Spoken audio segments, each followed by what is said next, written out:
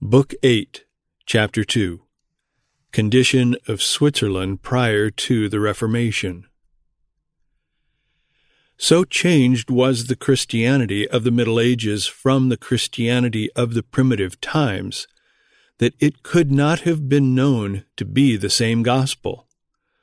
The crystal fountains amid the remote and solitary hills, and the foul and turbid river formed by their waters after stagnating in marshes, or receiving the pollution of the great cities past which they roll, are not more unlike than were the pure and simple gospel as it issued at the beginning from its divine source, and the gospel exhibited to the world after the traditions and corruptions of men had been incorporated with it. The government of the Church, so easy and sweet in the first age, had grown into a veritable tyranny. The faithful pastors who fed the flock with knowledge and truth, watching with care lest harm should come to the fold, had given place to shepherds who slumbered at their post, or awoke up only to eat the fat and clothe them with the wool. The simple and spiritual worship of the first age had, by the fifth, been changed into a ceremonial, which Augustine complained was less tolerable than the yoke under which the Jews formerly groaned. The Christian churches of that day were but little distinguishable from the pagan temples of a former era, and Jehovah was adored by the same ceremonies and rites by which the heathen had expressed their reverence for their deities. In truth, the throne of the Eternal was obscured by the crowd of divinities placed around it, and the one great object of worship was forgotten in the distraction caused by the many competitors, angels, saints, and images, for the homage due to Him alone. It was to no effect, one would think, to pull down the pagan temple and demolish the altar of the heathen god, seeing they were to be replaced with fanes as truly superstitious and images as grossly idolatrous. So early as the 4th century, St. Martin, Bishop of Tours, found in his diocese an altar which one of his predecessors had set up in honor of a brigand who was worshipped as a martyr. The stream of corruption, swollen to such dimensions so early as the 5th century, flowed down with ever-augmenting volume to the 15th. Not a country in Christendom which the deluge did not overflow. Switzerland was visited with the fetid stream as well as other lands, and it will help us to estimate the mighty blessing which the Reformation conferred on the world, to take a few examples of the darkness in which this country was plunged before that epoch. The ignorance of the age extended to all classes and to every department of human knowledge. The sciences and the learned languages were alike unknown. Political and theological knowledge were equally neglected. To be able to read a little Greek, says the celebrated Claude de Spinis, speaking of that time, was to render one's self suspected of heresy. To possess a knowledge of Hebrew was almost to be a heretic outright. The schools destined for the instruction of youth contained nothing that was fitted to humanize and sent forth barbarians rather than scholars. It was a common saying in those days, the more skillful a grammarian, the worse a theologian. To be a sound divine, it was necessary to eschew letters, and verily the clerks of those days ran little risk of spoiling their theology and lowering their reputation by the contamination of learning. For more than 400 years, the theologians knew the Bible only through the Latin version, commonly styled the Vulgate, being absolutely ignorant of the original tongues.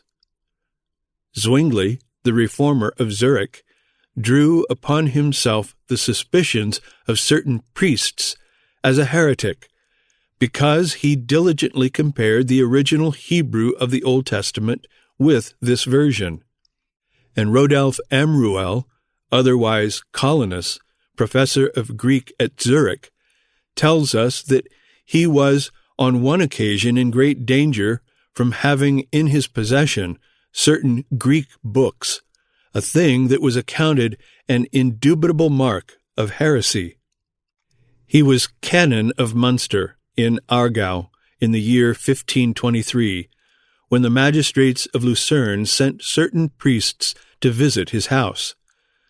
Discovering the obnoxious volumes, and judging them to be Greek, from the character, we presume, for no respectable cure would in those days have any nearer acquaintance with the tongue of Demosthenes, "This," they exclaimed, "is Lutheranism. This is heresy.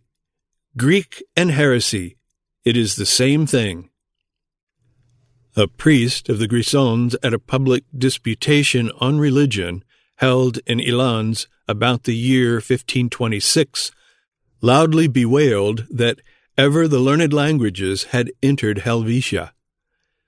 If, said he, Hebrew and Greek had never been heard of in Switzerland, what a happy country! What a peaceful state! But now, alas, here they are, and see what a torrent of errors and heresies have rushed in after them.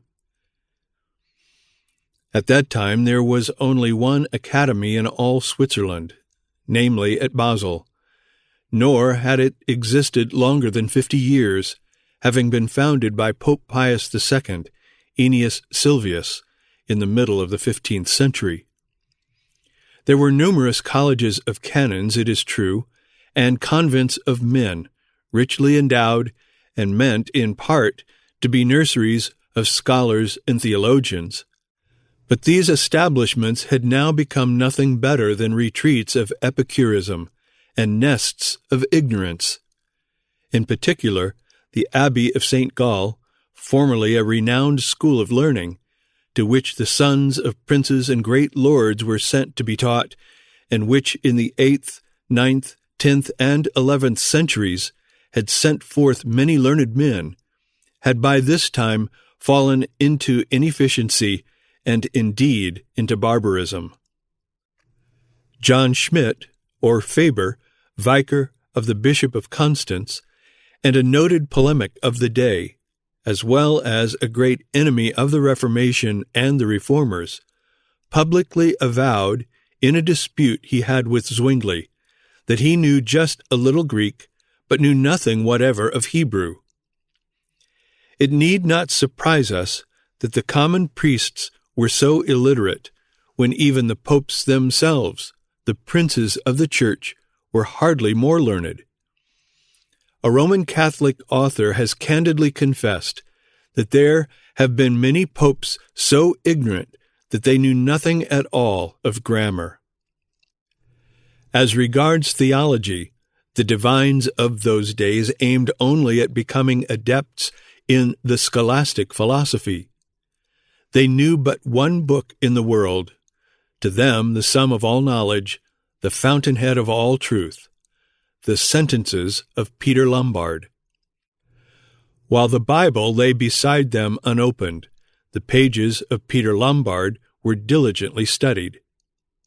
If they wished to alternate their reading, they turned not to Scripture, but to the writings of Scotus or Thomas Aquinas.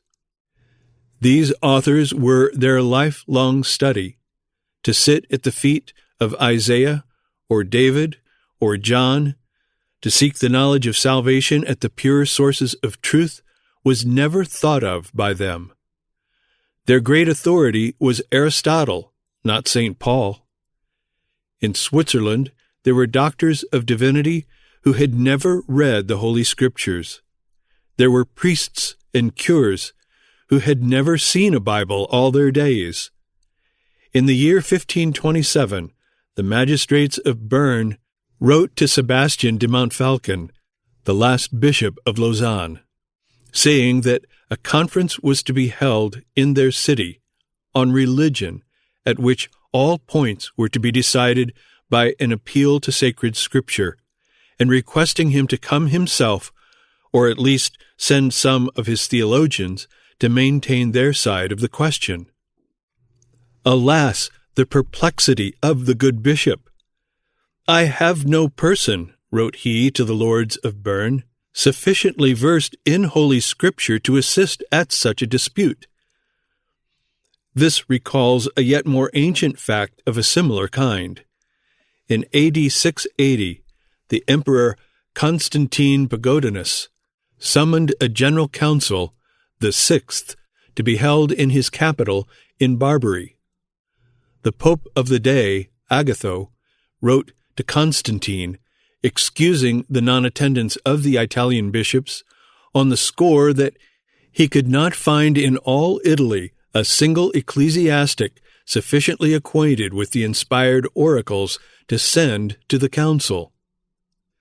But if this century had few copies of the Word of Life, it had armies of monks. It had an astoundingly long list of saints, to whose honor every day new shrines were erected, and it had churches to which the splendor of their architecture and the pomp of their ceremonies gave an imposing magnificence, while the bull of Boniface V took care that they should not want frequenters, for in this century was passed the infamous law which made the churches places of refuge for malefactors of every description. The few who studied the Scriptures were contemned as ignoble souls who were content to plod along in the humblest road, and who lacked the ambition to climb to the sublimer heights of knowledge. Bachelor was the highest distinction to which they could attain, whereas the study of the sentences opened to others the path to the coveted honor of Doctor of Divinity.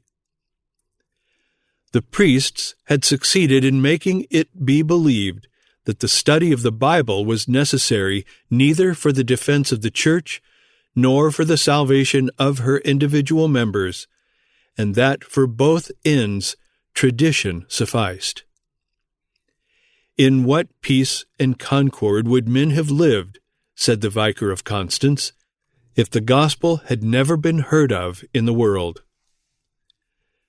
The great teacher has said that God must be worshipped in spirit and in truth, not in spirit only, but in truth, even that which God has revealed. Consequently, when that truth was hidden, worship became impossible. Worship after this was simply masquerade. The priest stood up before the people to make certain magical signs with his fingers, or to mutter unintelligible words between his teeth, or to vociferate at the utmost pitch of his voice. Of a like character were the religious acts enjoined on the people. Justice, mercy, humility, and the other virtues of early times were of no value. All holiness lay in prostrating one's self before an image, adoring a relic, purchasing an indulgence, performing a pilgrimage, or paying one's tithes. This was the devotion. These were the graces that lent their glory to the ages in which the Roman faith was in the ascendant. The baron could not ride out till he had donned his coat of mail, lest he should be assailed by his neighbor baron. The peasant tilled the earth, or herded his oxen, with the collar of his master round his neck. The merchant could not pass from fair to fair, but at the risk of being plundered. The robber and the murderer waylaid the passenger who traveled without an escort, and the blood of man was continually flowing in private quarrels and on the battlefield. But the times, doubtless, were eminently holy, for all around, wherever one looked, one beheld the symbols of devotion: crosses, pardons, privileged shrines, images, relics, aves, cowls, girdles, and palmer staffs, and all the machinery which the religion of the times had invented to make all things holy, earth, air, and water. Everything, in short, save the soul of man. Polydore Virgil, an Italian and a good Catholic, wishing to pay a compliment to the piety of those of whom he was speaking, said, "They had more confidence in their images than in Jesus Christ himself, whom the image represents." Within the Church, there was seen only a scramble for temporalities, such as might be seen in a city abandoned to pillage, where each strives to appropriate the largest share of the spoil. The ecclesiastical benefices were put up to auction, in effect, and knocked down to the highest bidder. This was found to be the easiest way of gathering the gold of Christendom and pouring it into the great treasury at Rome, that treasury into which, like another sea, flowed all the rivers of the earth, and yet, like the sea, it never was full. Some of the popes tried to reduce the scandal, but the custom was too deeply rooted to yield to even their authority. Martin V, in concert with the Council of Constance, enacted a perpetual constitution, which declared all simoniacs, whether open or secret, excommunicated. His successor, Eugenius, and the Council of Basel ratified this constitution.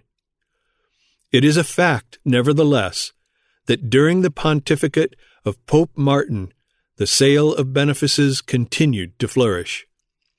Finding they could not suppress the practice, the popes evidently thought that their next best course was to profit by it. The rights of the chapters and patrons were abolished, and bands of needy priests were seen crossing the Alps with papal briefs in their hands, demanding admission into vacant benefices. From all parts of Switzerland came loud complaints that the churches had been invaded by strangers. Of the numerous body of canons attached to the Cathedral Church of Geneva in 1527, one only was a native. All the rest were foreigners.